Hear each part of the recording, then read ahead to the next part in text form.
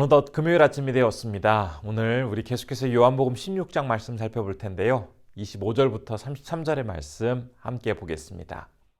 이것을 비유로 너희에게 일렀거니와 때가 이르면 다시는 비유로 너희에게 이르지 않고 아버지에 대한 것을 밝히 이르리라. 그날에 너희가 내 이름으로 구할 것이요 내가 너희를 위하여 아버지께 구하겠다 하는 말이 아니니 이는 너희가 나를 사랑하고 또 내가 하나님께로부터 온 줄 믿었으므로 아버지께서 친히 너희를 사랑하심이라.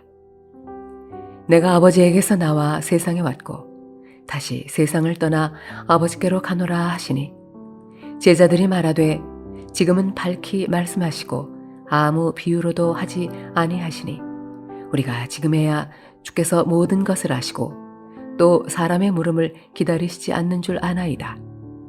이로써 하나님께로부터 나오심을 우리가 믿사옵나이다. 예수께서 대답하시되 이제는 너희가 믿느냐? 보라, 너희가 다 각각 제 곳으로 흩어지고 나를 혼자 둘 때가 오나니 벌써 왔도다. 그러나 내가 혼자 있는 것이 아니라 아버지께서 나와 함께 계시느니라. 이것을 너희에게 이르는 것은 너희로 내 안에서 평안을 누리게 하려 함이라.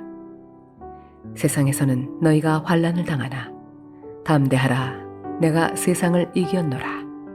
예수님께서 잡히시기 전 제자들과 함께 이제 마지막 식사를 하신 뒤에 제자들에게 남기시는 마치 유언과도 같은 내용이 요한복음 14장부터 16장까지에 걸쳐서 기록되어 있습니다.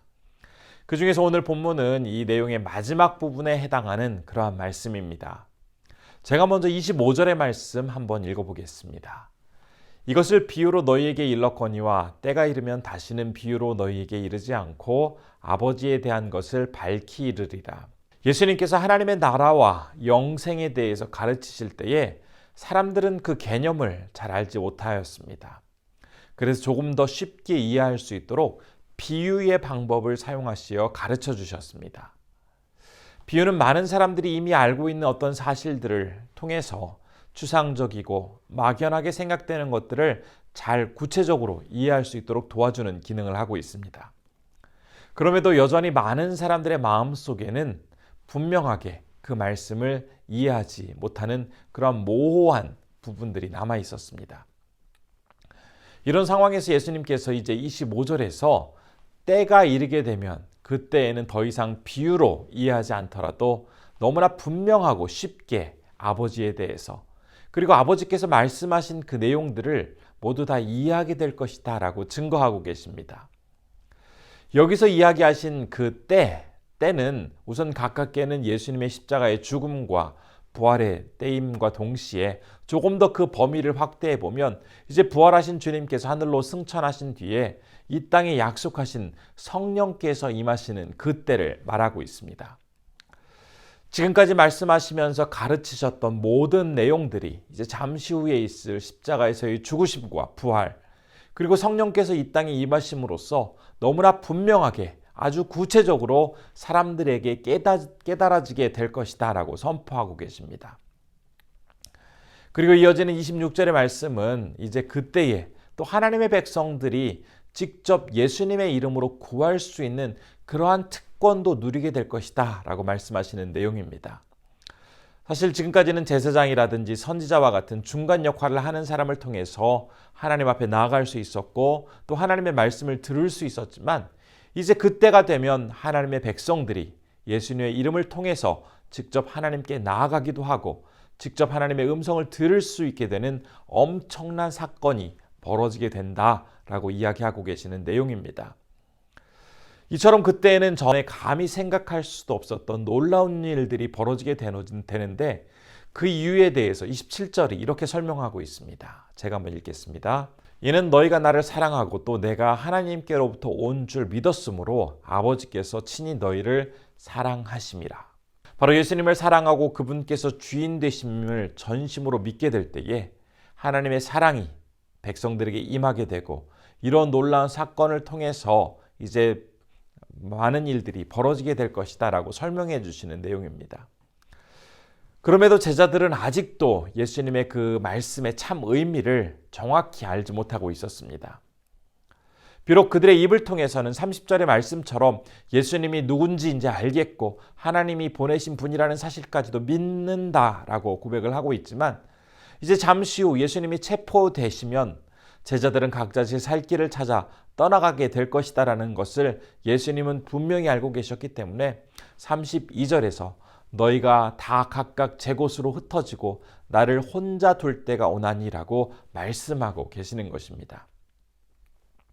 우리가 이 시간 살펴보고 있는 본문의 말씀을 한번 정리해 보면 지금까지는 예수님이 하신 말씀에 대해서 여전히 분명히 알지 못하는 그런 모호한 부분이 남아 있었지만 이제 얼마 후에 하나님의 말씀이 분명히 이해되고 깨달아지는 그때가 찾아오게 될 것인데 그때는 바로 성령이 임하시는 때, 또 예수님의 십자가의 죽으심과 부활의 때가 바로 그때가 될 것이다 라고 이야기하고 있습니다.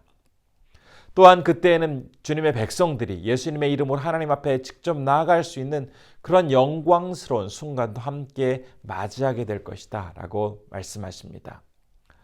그러나 이런 감격스럽고 영광스러운 사건은 예수님께서 홀로 십자가를 지고 죽음에 이르는 그 과정을 통해서 얻어지게 될 것이다 라고 또한 증거하고 계십니다. 예수님을 믿고 따르는 자들에게 얻어지게 될 그 감격과 승리의 기쁨, 그것을 허락해 주시기 위해서 주님은 사람들의 조롱과 배신을 마주하시며 홀로 그 길을 걸어가셔야만 했습니다. 그런데 참으로 놀라운 사실은 주님께서 그 길을 홀로 걸어가실 때에도 조금도 섭섭해하거나 두려워하거나 어떠한 분노를 나타내시는 것이 아니라 오히려 그 상황을 넉넉히 이기며 평안 가운데 그 길을 걸어가게 될 것이다 라는 것을 말씀을 통해서 이야기하고 계십니다. 우리는 그 사실을 32절 후반절부터 33절의 말씀을 통해서 살펴볼 수가 있습니다. 제가 한번 읽겠습니다. 그러나 내가 혼자 있는 것이 아니라 아버지께서 나와 함께 계시느니라.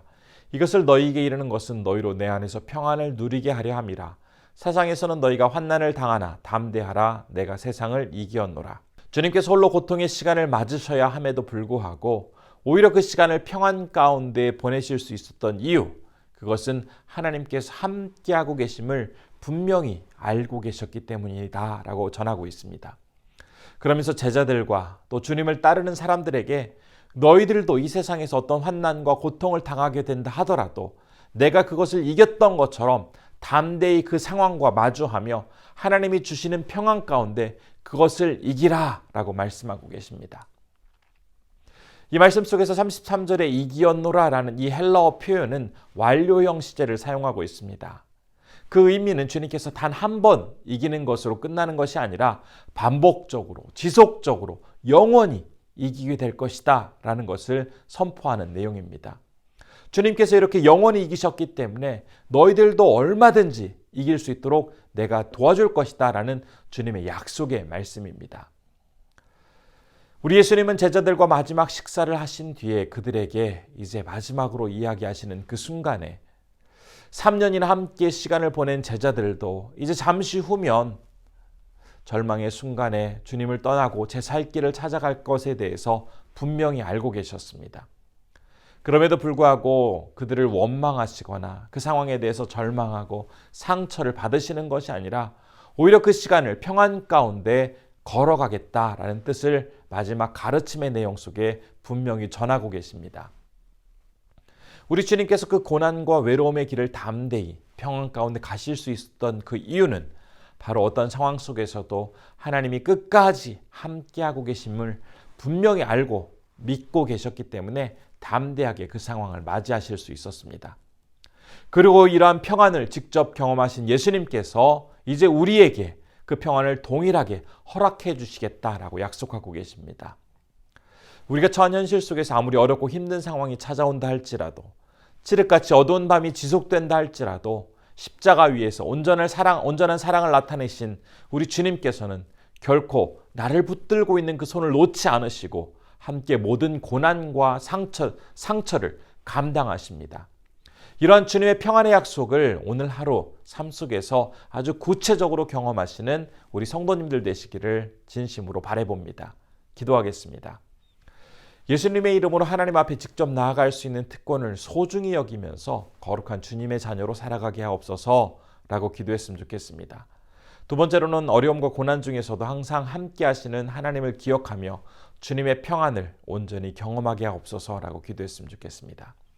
세 번째로는 조지아의 문정배 유현정 선교사님께서 새로운 디아스포라 사역을 통해 건강한 교회가 세워질 수 있도록 인도해달라고 기도해 주시면 좋겠습니다. 함께 기도하겠습니다. 존귀하신 아버지 하나님, 오늘도 말씀을 통해서 우리에게 힘들고 어려운 상황 속에서도 늘 함께 하시는 하나님을 다시 한번 기억하게 해주시니 감사드립니다. 아무리 어렵고 절망스러운 상황 속에서도 우리와 함께 하시는 하나님을 기억하게 해주시고 홀로 남겨져 있는 상황 속에서도 우리에게 평안을 허락하시고 우리에게 평안을 약속하신 예수님의 그 말씀을 기억하면서 다시 한번 이 세상을 담대히 살아갈 수 있는 용기를 얻게 주옵소서. 오늘은 조지아에 사역하시는 문정배 유현정 선교사님을 기도합니다. 그곳에서 새로운 디아스포라 사역을 준비하고 또 펼쳐나가실 때에 하나님이 함께 하심으로 귀한 영혼들이 하나님과 온전한 만남을 이루어갈 수 있게 부족함이 없는 우리 선교사님의 사역을 축복하여 주옵소서. 언제나 함께 하실 주님을 기대하며 나아가기를 원합니다. 참으로 고마우신 아버지 하나님, 오늘의 말씀을 통해서 아무리 힘들고 어렵고 또 절망스럽고 낙심되는 상황이 펼쳐진다 할지라도 그 가운데 동일하게 함께 하시는 하나님을 기억하게 될 때 담대히 그 길을 걸어갈 수 있음을 다시 한번 주님의 말씀을 통해서 기억하게 해주심에 감사드립니다. 때로는 여러 가지 상황 속에서 조급해하고 낙심할 때도 있지만 우리에게 평안을 약속하시고 언제나 승리케 하게 해주시겠다라는 그 예수님의 말씀을 기억하면서 다시 한번 주님 안에서 평안을 온전히 경험할 수 있는 우리 모두 되게 하여 주옵소서. 오늘은 조지아에서 사역하시는 문정배 유현정 선교사님을 위해서 기도합니다. 그곳에서 새롭게 기획하고 또한 준비하고 계시는 디아스포라 사역을 통해서 많은 주님의 백성들이 아버지 하나님을 귀하게 만나게 하시고 우리 선교사님 지치지 않게 하시고 하나님의 도우심 속에서 날마다 승리케 하여 주옵소서. 오늘도 이 하루 살아갈 때에 주님의 귀한 백성들 건강케 하여 주시옵시고 어느 곳에선 하나님의 보호하심 가운데 기쁘게 이 하루 살아가실 수 있도록 인도해 주시기를 간절히 소원하오며 이 모든 말씀 우리 주 예수님의 이름으로 기도드립니다. 아멘.